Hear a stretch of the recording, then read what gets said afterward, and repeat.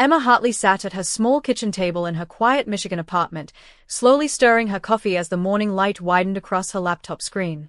At 28, she worked as a clinical specialist for a medical company, building a steady career that was predictable but comfortable. Her phone buzzed with messages from coworkers, reminders of upcoming meetings, and hints of the promotion she knew was coming after months of late nights. Emma smiled softly.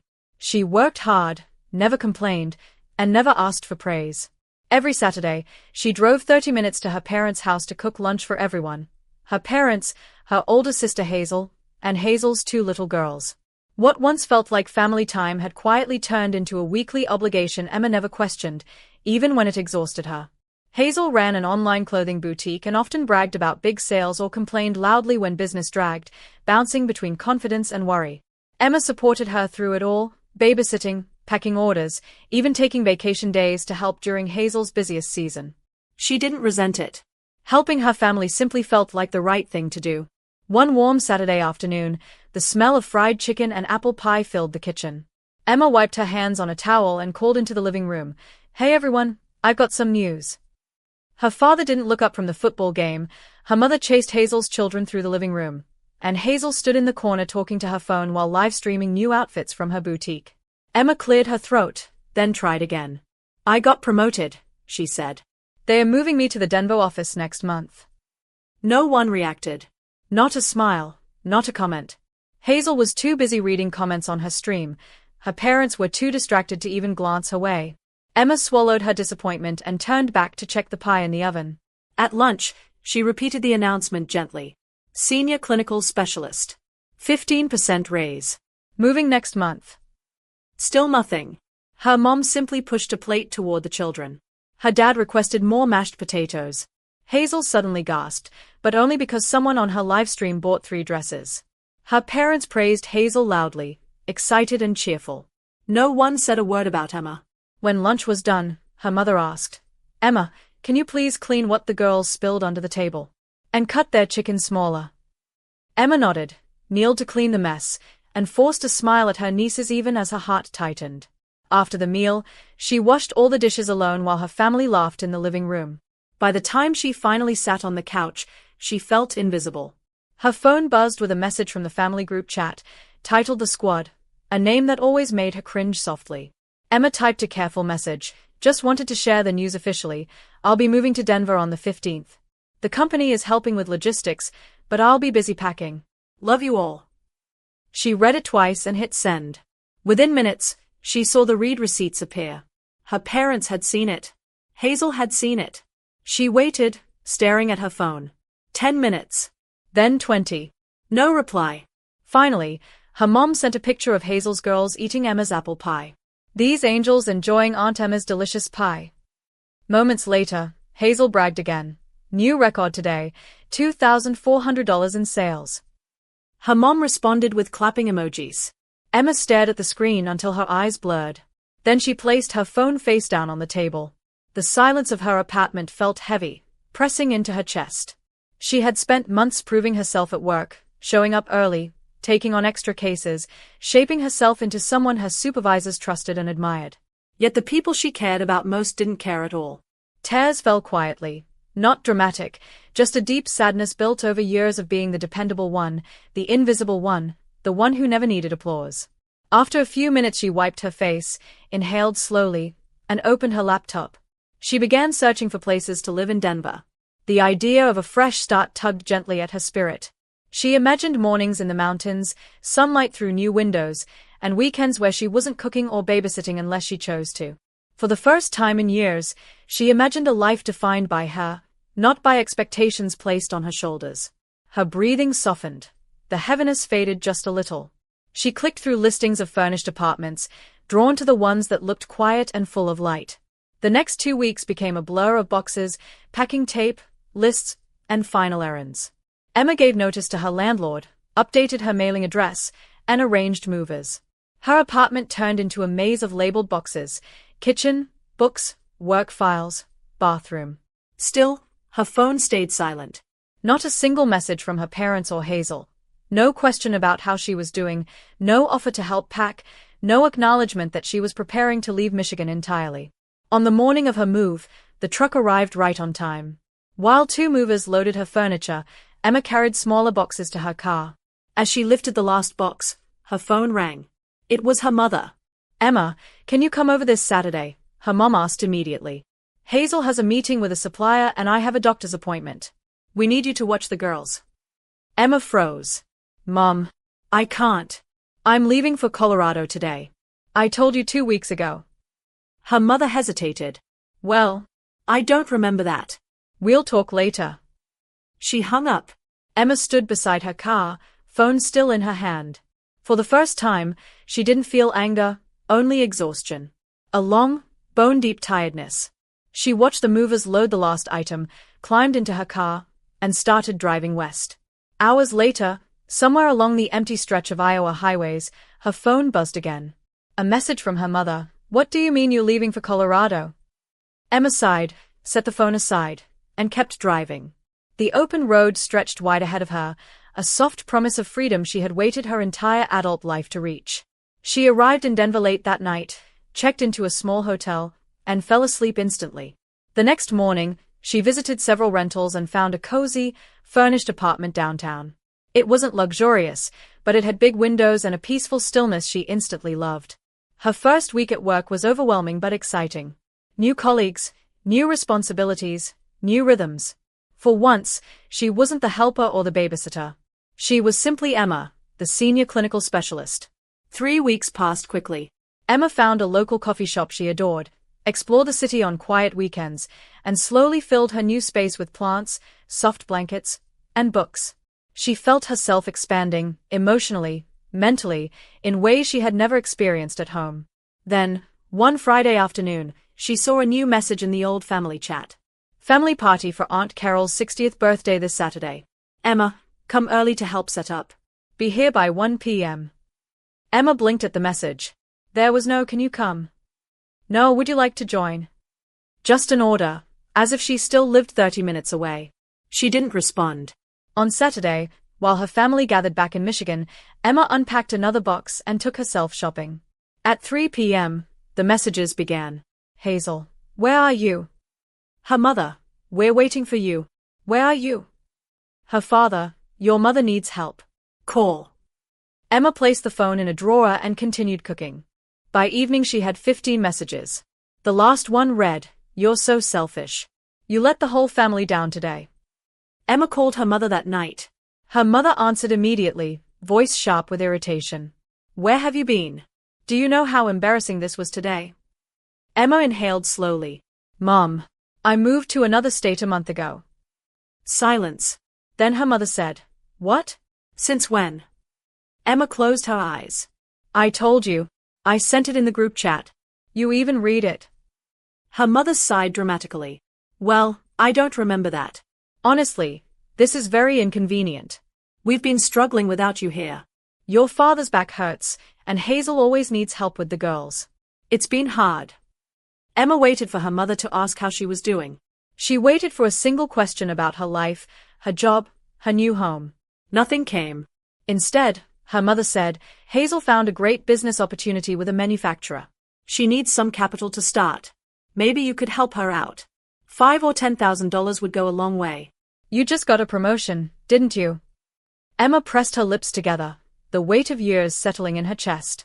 "Mom, I have to go," she said quietly. "Someone's at the door." She hung up before her mother could speak again. That evening, she sat alone on her couch, staring at her reflection in the dark window. She realized, perhaps for the first time, that her family didn't see her as a person, only as a resource, someone useful to them. Not someone they celebrated or cared about. Someone they expected. Someone they demanded. Someone they drained. She whispered, "No more," and allowed herself to believe it. 2 years passed without contact. Emma never called, never texted, never sent birthday messages, and they never reached out either. In that time, she earned 2 more promotions, first to lead clinical specialist, then to regional manager. Her salary doubled. She traveled, saved money, and learned to enjoy quiet evenings in her Denver home. She adopted a fluffy brown poodle named Milo and filled her life with peaceful routines that made her happy. 1 year after moving, Emma bought her own apartment in Cherry Creek, a bright 2-bedroom unit with a beautiful balcony overlooking the city. It was modern, calm, and hers. Truly hers. She woke up without guilt. She made coffee without rushing. She took Milo on long walks. She smiled at the life she had built, one that required no approval, no applause, and no permission. 3 months ago, she met someone at the dog park. His name was Noah, 33, warm-hearted, and the owner of a startup that built rehabilitation equipment for clinics. His beagle, Luna, became inseparable from Milo. Their first conversation turned into coffee, then dinner, then something deeper, something gentle. Noah admired Emma's independence. Emma admired how he listened, how he cared, how he saw her, truly saw her. For the first time, she felt valued not for what she provided but for who she was. Her life was unfolding into something good, something stable, something peaceful. One Saturday afternoon, Emma's Aunt Lauren came to visit.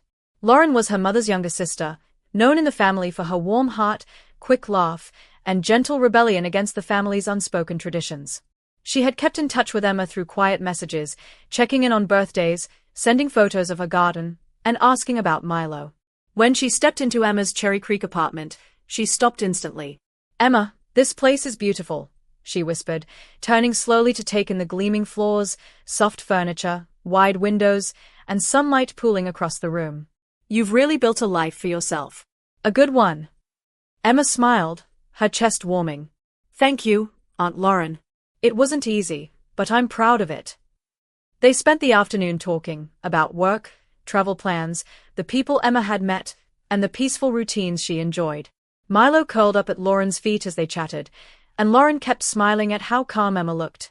Before leaving, she asked shyly, "Do you mind if I take a photo of your living room? I just want to remember it." Emma laughed. "Go ahead." Lauren snapped a picture, hugged Emma tightly, and left. That evening, Lauren posted the picture on social media with a caption that warmed Emma's heart. "Visited my niece Emma in Denver. She's built such a beautiful life. So proud of her." Emma smiled as she liked the post. But a few minutes later, the comments began flooding in, distant cousins, old church friends, neighbors from her childhood. They wrote things like, "Lovely home, Emma. Denver looks expensive. So happy she's doing well." She felt a strange knot in her stomach, uncertain why so many people suddenly felt interested. Then she saw it, a comment from her mother. "So happy to see our Emma doing so well. We're so proud." Emma froze. She stared at the words for a long time. She could not remember the last time her mother had said something kind to her without wanting something in return. Minutes later, her phone buzzed with a message from Aunt Lauren. It was a screenshot from the old family group chat. Hazel had written, "Did you see Aunt Lauren's post? Emma's place looks expensive. She has a boyfriend too, and he owns a business. Maybe we should find out how much she makes. She might be able to help us." Below Hazel's message, Emma saw her mother's response. "Good idea. I'll reach out to her tomorrow." Emma's heart sank, settling into a heavy ache she hadn't felt in years. Of course. Of course this was why suddenly everyone was interested. Another message came through from Lauren. "Honey, I'm so sorry. I thought they had changed. I didn't know this would happen." Emma swallowed hard. "It's not your fault," she typed back. She set her phone aside, trying to calm the tightness in her chest, but another buzz came minutes later. Her mother, "Emma, honey, your father and I miss you so much. It's been far too long. How have you been?" Then Hazel, "Your apartment looks amazing. I'm so happy for you. Can't believe how well you're doing." Another ping, "We'd love to visit. We've already booked flights. We'll be there tomorrow at noon. Dad, me, Hazel, and the girls. Just like old times." Emma stared at the message. They had already booked flights, without asking if she even wanted them to come. Emma dialed Noah immediately. "They are coming tomorrow," she said, pacing across the living room. They saw the photo and booked flights without asking. They didn't even check if I was free. Noah was silent for a moment. Then he said gently, "Emma, people who ignore you for 2 years don't show up without a reason. Be careful." She nodded even though he couldn't see her. "I know. I already know why they are coming." That night she barely slept, turning from one side to the other, wondering how everything would unfold. The next morning, she woke early, cleaned her apartment, organized the shelves, and straightened cushions she had already straightened twice. She wasn't cleaning because they were guests, She was cleaning because she was anxious. At exactly noon, the doorbell rang. Emma inhaled deeply and opened the door. Her mother practically lunged forward, wrapping her in an exaggerated hug that felt unfamiliar. Her father entered next holding a bakery box. "We brought your favorite cake," he said proudly. Emma blinked. It wasn't her favorite. It had never been. Hazel walked in with her two daughters, who immediately started running through the apartment, flinging open drawers and touching anything they could reach. "This place is extravagant," her mother said, slowly scanning the room with narrowed eyes. The tone wasn't admiration, it was accusation. Emma forced a polite smile and went to make tea. When she returned, her father was already watching football on his phone. Hazel sat scrolling, one heel tapping impatiently against the floor. The girls shrieked as they ran, knocking into a small side table. "Girls, careful," Emma warned gently. One of them grabbed a glass figurine Noah had given her. Emma's voice sharpened. "Put that down, please." The little girl ignored her. Emma stepped closer. "Put it down now." Hazel frowned. "Relax, Emma. They are just playing. Not with things that can break," Emma responded firmly. She took the figurine from the child and placed it safely on a shelf. The girls whined but obeyed. Hazel and her parents stared at Emma as if she had become a stranger. "You've really changed," her mother said softly, and not kindly. Hazel looked around again, scanning furniture and decor with hungry curiosity. "This apartment must have cost a fortune," she said. "What was the down payment? Do you have a mortgage?" "How much do you pay monthly?" Emma blinked, stunned at the boldness. "That's private." Her mother chimed in quickly. "We're just curious, sweetheart." "No," Emma replied calmly. "You're fishing." Her mother went stiff. Her father muttered something under his breath. The children had quieted down, sensing the tension. Emma sat across from them and folded her hands. "Why are you really here?" The question landed like a stone. Her mother straightened, smoothing her blouse. "We missed you, honey. It's been 2 years." 2 years of silence, Emma replied. Not a call, not a text, not even a birthday message. Hazel opened her mouth but Emma continued, "You didn't contact me until you saw a picture of my home." Her mother's voice softened performatively. "Sweetheart, we've been busy. Your sister has 2 children and her business has been a lot to handle." Emma nodded slowly. "And I had a whole new life. A move across the country. A promotion. A home I bought by myself. Not one of you cared." Her mother sighed dramatically, ignoring Emma's words. "We need to talk about something important." Hazel leaned forward, folding her arms. "My boutique failed," she said bluntly. "We opened a physical store. The rent was high. After 8 months, it collapsed. Mom and Dad invested their retirement savings. We lost a lot." Emma's mother nodded gravely. "We thought maybe you could help, sweetheart." Emma's stomach knotted. Hazel continued, "If you could just loan us something, maybe 25 or 30,000. It would help us get back on our feet." Emma stared. She wasn't even shocked, just deeply tired. Her mother leaned in further, lowering her voice as if planning something noble. "We were thinking, maybe you don't really need such a big apartment. You could sell it. Move in with your boyfriend for now. Use the money to help Hazel pay off her debt." Emma stared at them, stunned, quiet, and disbelieving. "You want me to sell my home?" she asked softly. "To pay for her failed business?" Her mother nodded gently. "You have a stable job. Noah has a company. You'll be fine." Hazel added, "We're family, Emma. Families help each other." Something inside Emma cracked, not in pain, but in clarity. She exhaled and spoke slowly. "Let me tell you what I think about." The room went silent. "I think about the day I told you I got promoted, and no one said a word. I think about the message I sent saying I was moving, the one you all read and ignored. I think about the birthdays you forgot, the holidays I spent alone, and the years I spent babysitting, cooking, and supporting everyone without a thank you." Her mother tried to interrupt, but Emma raised a hand. "No. Let me finish." Her voice was calm, not angry. "For years, I was your helper, your babysitter, your cook, your emotional backup, your wallet. And when I finally did something for myself, all of you disappeared." Hazel looked stunned. Her father stared at the floor. "Now you're here," Emma continued, "because you saw one photo. Not because you missed me. Not because you love me. But because you need something. Her mother's eyes filled with tears. Emma, please, no, Emma said firmly. I'm not your safety net. I'm not your backup plan. And I'm not responsible for fixing mistakes you made. Her father stood slowly. We flew all this way. I didn't invite you, Emma replied gently, but firmly. Her mother's tears rolled down her cheeks. You're choosing money over family. Emma shook her head. No. I'm choosing myself. Hazel stood quickly, her expression wounded and sharp. I didn't think you'd turn into someone so cold, she whispered. Emma opened the door for them. I'm not cold, she said softly. I'm finally free. Her family gathered their things, Hazel pulling her daughters close, her father taking the cake box, her mother wiping her face. No one spoke as they stepped out into the hallway. The door clicked shut behind them. For the first time in years, the silence felt peaceful. Clean. Right. Emma leaned against the door and exhaled slowly, petting Milo as he curled at her feet.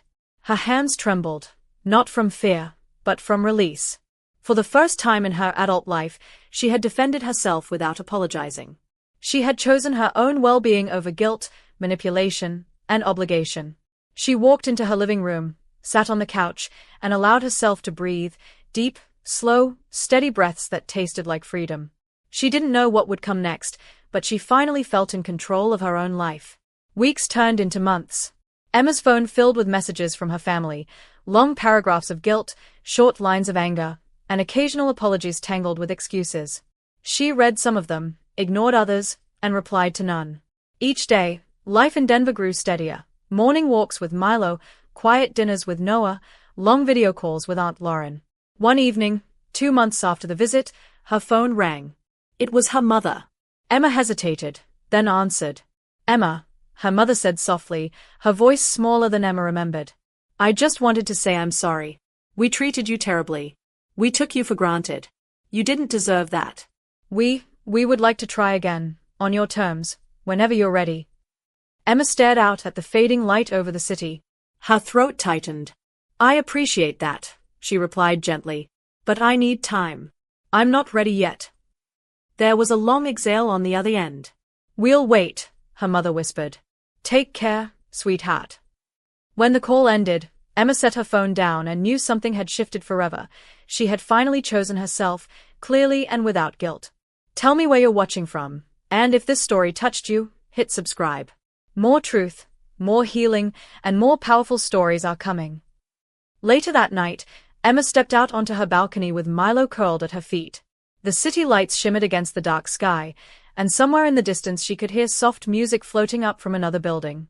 She wrapped her hands around a warm mug and let herself feel everything at once, the grief of what she never truly had with her family, the relief of no longer begging for their approval, and the quiet pride of standing up for herself.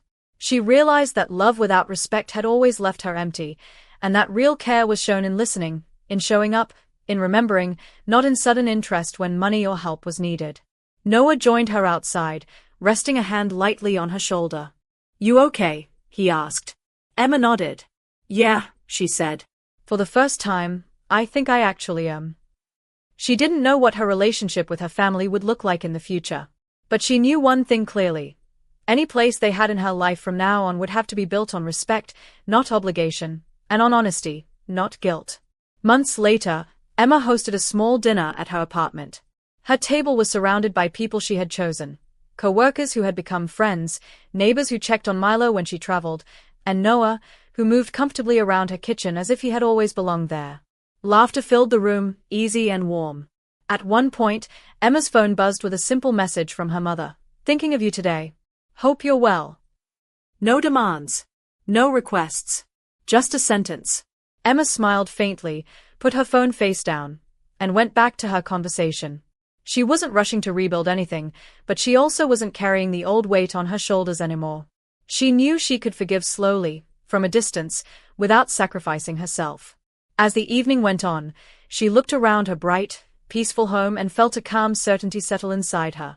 She had built this life, with her work, her choices, her courage. She finally understood that she was not selfish for wanting respect, not cruel for setting boundaries, and not cold for choosing peace. She would never again trade her worth for anyone's convenience. And that, she knew, was real freedom.